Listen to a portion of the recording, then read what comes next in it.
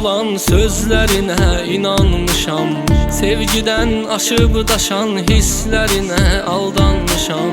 Can çəkən, həsrət verən gözlərinə vurulmuşam. Sonda tək tənha qalıb içim yanıb odlanmışam. Can çəkən, həsrət verən gözlərinə vurulmuşam. Sonda tək tənha qalıb içim yanıb odlanmışam. Bilsəm bu qədər canım yanar, heç sevməzdim onu. Ayrılıq oldu mənim sevgimin, sevdamın sonu. Mələk cildində şeytan imiş, geyinibmiş donu.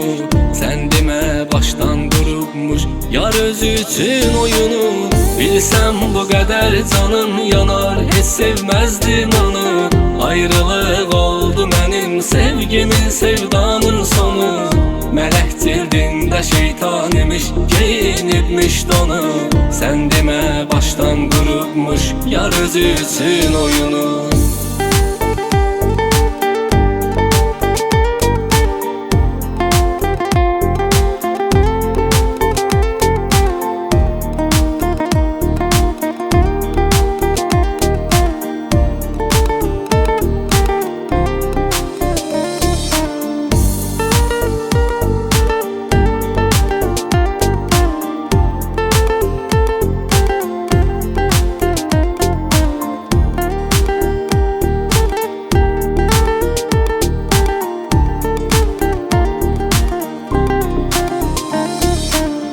Sevmərəm indən belə onun qədər bir kimsəni.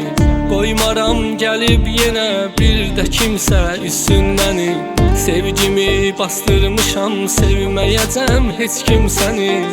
Bilirəm peşman olub axtaracaq o yar məni.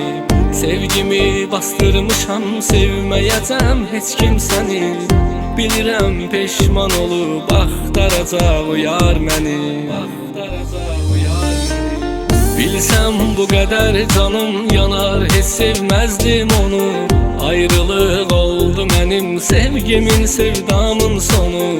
Mələk cildində şeytan imiş, geyinibmiş donu.